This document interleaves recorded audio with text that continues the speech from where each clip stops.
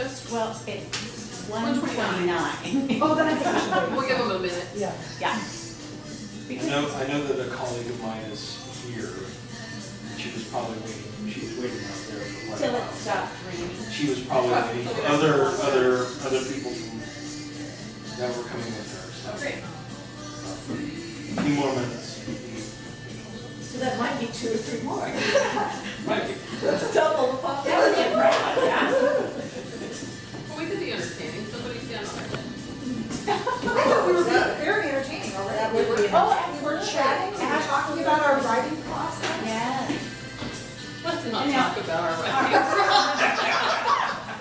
Are all of you independently published? Yes. And some of us are hybrids. I'm a hybrid and. What does that mean? I'm We're both traditionally and independently published. Oh. Different pieces. Oh, depending on the. Right. Yes. I don't know about you, but I've been moving to India, the better thing. Yeah, I haven't taken a contract for 2 years. Hey, Carol. Actually, since I've done traditional, I don't think I'll ever go back and have it in a team. I think once you've done it that route, and then you have the comparison. Independent is better because you have more control. It's not about the control, honestly. You make more money. Yeah, it's also yeah. fairness. I mean, that's the honest part. Yeah. I think so too. It can be the control. I like the control. I've heard from sources. I like the control. Well, it is though. So make more money than there are different independent booksellers, and you talk your work to them, and they decide whether they're going to publish it. Is that how it works? I don't know anything. So excuse me. My questions. No, it's not at all. No. It's kind of it's a catch. There's a lot of different ways to do it. If you're going to self-publish, you have a lot of different platforms, and if you're an indie publisher, to do that, you can go through digital sources, online sources, Amazon, Lightning Source, so on and so forth. But when you do like a print version, or whatever source you end up doing for that, and you've got to find your distribution route, meaning get it into bookstores, then it's really a lot of hands-on, meeting people, making relationships. Going to bookstores, pitching your book, and usually selling out on consignment first. That's the way to get into bookstores, but most of us, I mean, I can speak for myself, 95% of my sales are digital. Maybe 5% of my sales are paperback. And most of them I sell at events like this, rather than just, although my book has been selling fairly well in the few bookstores it's in so far. It's been selling to like regular bookstores has been doing quite well. So. The drawback to that distribution route is when you're independent, it's still kind of difficult to be taken seriously by bigger bookstores. So that is. Well, and there's the no buyback policy, which is the huge block. But that is changing now with Publish on Demand, because now that bookstores can order Publish on Demand. True. You know, when they used to publish books, they used to do a giant and they had to sell those. If they didn't sell those, then the bookstores would want to return them. Right. But now that you can do POD, which is Publish on Demand, which means most places will print the book, either print a few and then have them in the bookstore, or they can actually go order the book when somebody comes in and says they want it, and it's printed and sent. Exactly. And now that you can do that, the whole return thing is becoming less of an issue. Right. But it's a transition. We're in the transition time right now, where part of it is educating the independent booksellers, because they aren't aware of that. So when you go in and you do the sort of a cold call, you not only have to convince them that yes, your book will move off their shelves, but that they're not going to take a way that loss, they can order and get a great discount and all these other things. But it's a learning curve for them, and sometimes you have to be a salesman. And a lot of us aren't great salesmen.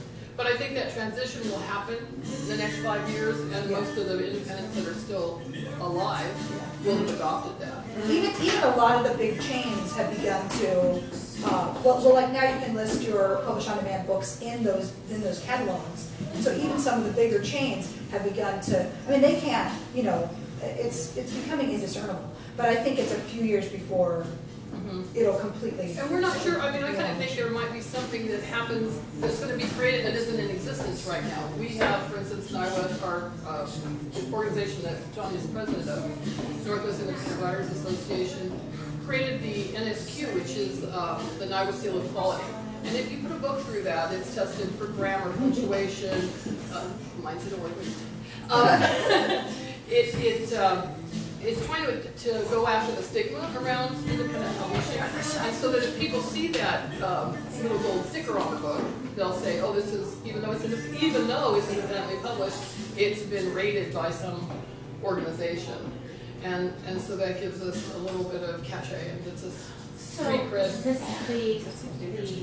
philosophy of the stigma on independent publishing is that it doesn't go through an editing process. It doesn't go through an editing process. Now, that said, I'm also very hippie.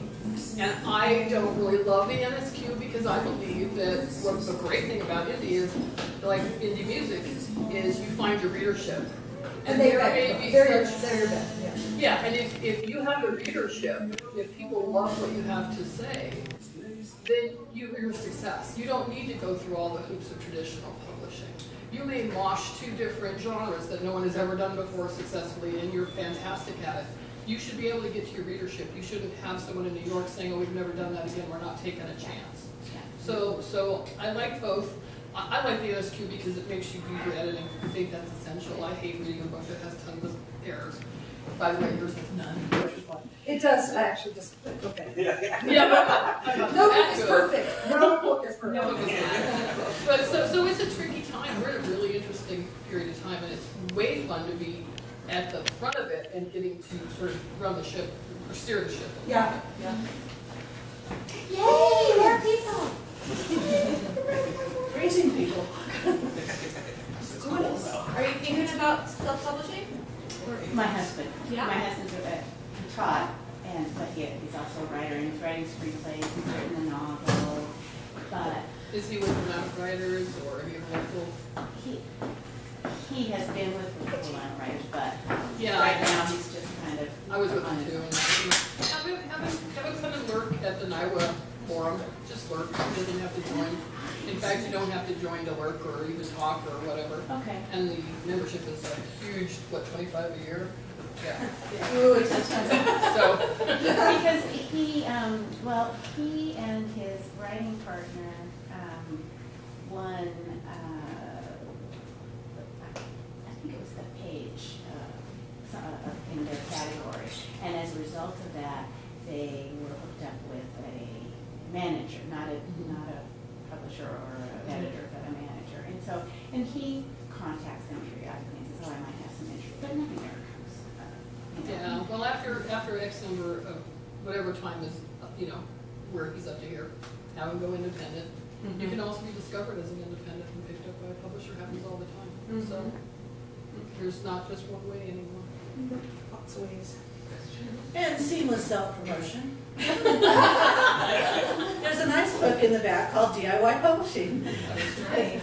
And I saw that on your, that's yeah, right. It talks all about what the steps are, how to format it, where the distribution points are, those kinds of things. Oh, okay. And if he loves seamless self-promotion, and if he likes to work in Word and wants to go directly to Create Space without having to go through other software, he can buy the book that Maggie's writing the back blurb for, which is how to prepare your Word document for Create Space. So that'll be out pretty soon. And on her website, I'm sure, since you're yes, there. Right. We did bring the NIWA sign-up sheet Oh, yeah. and the NIWA website cards. If Oh, great. anybody is interested in that. Oh, and there's a newsletter, my newsletter sign up is over there in front of my books. It's all pretty painless and you can opt out if it seems creepy to you. So should we read? We can read. Yeah.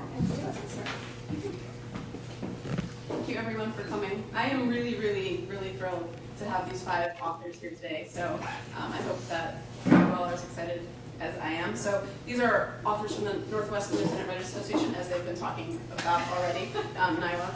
And it's an organization here in town that, or locally anyway, that supports writers, supports authors from the Pacific Northwest area.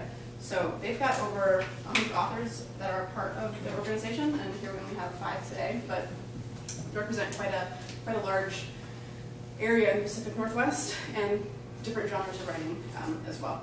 So here today, all of our 5 authors are from the Portland area specifically. So if you want to read and support local, you can't get a whole lot more local than us. So please help me in welcoming Nyla today.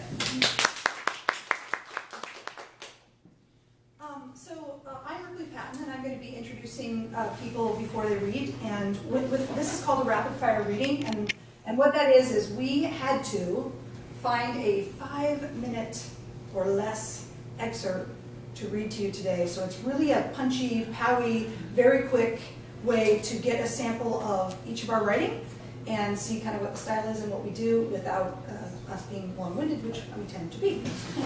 So I'm just going to introduce, we're going to start with Pam and go down the line, and I'm just going to introduce the person. Then they will probably talk really briefly, just a short introduction about what they're going to read, and then they're going to read for you. So first is Pamela Cowan. She is best known for writing psychological thrillers. Her mystery novel, Something in the Dark, won the NSQ Award and was a #1 bestseller on Amazon Kindle. She recently published Storm Justice, a suspense thriller, and is currently working on the second book in that series. As Pam Bainbridge Cowan, she also writes science fiction and fantasy. An Army brat, she was born in Germany and moved with her family 17 times before her father retired to Oregon, where she has steadfastly remained. She has 2 grown children and lives with her husband and various 4-legged house guests. She is the former editor of the speculative fiction magazine Nano Bison and the communications marketing director of the Northwest Independent Writers Association. And she remembered her glasses. She's so proud. Oh, we all have them. We do all. Yeah. So you already mentioned I was from Germany and I'm an Army brat, so all my notes are not needed.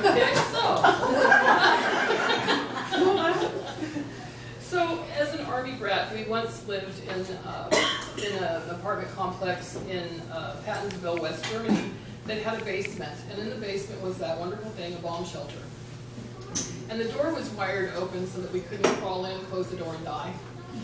And being children, we wondered what would happen if we closed the door. So this book was inspired by that, and it starts out with some children playing in the basement on a rainy, or a snowy rather, day in Germany. And they're bored, so they decide they're going to check out the hole in the wall, and they talk their little tag-along little sister, of course, into being their guinea pig. So the door slammed shut with a sound like thunder echoing down the long hallway. Austin gasped, shocked by the noise and the sudden darkness. Immediately she began to count. 1, 2, 3. She couldn't hear anything. Were they there? 4, 5, 6. She didn't hear them moving or counting or anything. 7, 8, 9, 10. Well, maybe she was counting too fast. She counted again, then again. She started to get angry. Creeps. Boys were creeps. They like to push you down and break your things and tell lies about you. She wouldn't ever play with them again. They probably weren't even really going to play hopscotch. They only said that so she'd sit in this dark, dirty hole. There weren't any lights. There wasn't any secret room. It was all a big fat lie. If they lied about that, maybe they lied about letting her out too. She blinked her eyes. Were her eyes open? She thought they were, but it was so dark they must be closed. Putting her hands to her face, she felt her eyelids quiver. Open or closed, the dark was just the same. She felt the dampness at the corner of her eyes. They were tears, but she wasn't ready to cry. At least not yet. She was a big girl after all. She counted again. 1, 2.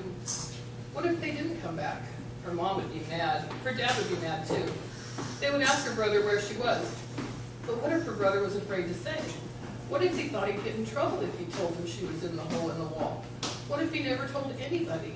She cried a little bit. It made her feel better. Then a new thought struck.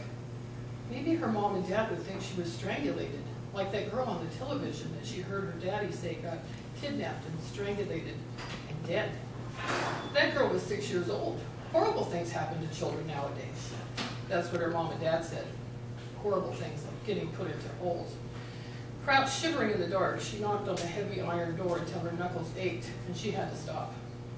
At least the pain was a distraction, a reassurance that there was something other than darkness, even if she was too young to put those feelings into words. After a while, not knowing what else to do, she knocked on the door again, first rapping with her knuckles, then with her balled fists, and finally with the palms of her hands. Smack, smack on her hands, just like patty cake. Slap, slap, slap. After a while, she began to hear something. She only seemed able to catch it in between breaths. She held her breath to see if she could hear it. Yes, there it was. It sounded like someone breathing. Her eyes flew wide with alarm. She heard it again. Someone was breathing. Someone, or something, was in here with her. So, 19 years later, someday she wished she hadn't bought the nursery and that she could just keep on forever working outside, not just watching the seasons change, but feeling it on her skin and in her bones. Of course, a lot of people would argue that working in a nursery was working outside, but Austin wouldn't have agreed. She felt she spent far too much time in the office, dealing with paperwork, or in the sheds and greenhouses, closed in. Darkness. Austin froze in place. Bulb burned out, that's all. The door's behind you, she reminded herself. There's nothing to be afraid of. You're a big girl, and you're not afraid of the dark. Even as she said it, she could feel the beginning of panic, the sense of weight pressing down, cutting off her breath. She took a step back, then turned slowly. Holding her hands out in front of her, eyes wide open, but unable to see anything, she took one hesitant step. Step by careful step, she made her way to the door. Her fingertips touched rough-cut lumber. She pushed, and there was enough give to let her know she had found a door, and not a wall, but the door did not open. She pushed again. Again, the door swayed slightly and then came up hard against some obstruction. "Hey, is anyone out there?" she called. Nothing but silence answered. She found the door latch and shook it hard. "Hello?" Again, there was no answer and no light, not even from under the door. What had happened to the yard lights? Why wouldn't the door open? She hit the door with her fists. She screamed, the eerie sound echoing around her, pushing her fear to an even higher level. She tried to scream again, but found she didn't have enough air. A weight was pressing down on her chest, constricting her lungs so she couldn't fill them. She hammered on the door. Then, between the echoes of her pounding fists, she thought, yes, she could hear it. Something was in here. Something. She gasped for air. She felt dizzy. Red and yellow sparks of light swam in front of her eyes. She began to sway, and then she was falling, not in a graceful swoon, but in a dead faint, crashing hard onto the wooden floor. A sharp memory of Bunny flashed through Austin's mind. Bunny arched across sacks of peat moss, her eyes sunk in holes in her pale face, the disturbing line of the trowel buried in her throat. That's all. I know I kind of jumped around, but 5 minutes. With 8 seconds to spare. That was something in the dark. Something in the dark, yeah. All right, we're going to move right on to Tanya. Tanya Macalino is the national award-winning author of the urban fantasy thrillers Spectre of Intention and Faces in the Water. A resident of Hillsboro, Oregon, Tanya lives with her husband and children's author Raymond Macalino and their 2 wildly imaginative kids. She's an avid collector of folklore and folk history, far too many to fit comfortably within the pages of any given book. When not working on her latest thriller, she enjoys coaching other writers through the How to Build a Book workshop at Jacobson's Books and More,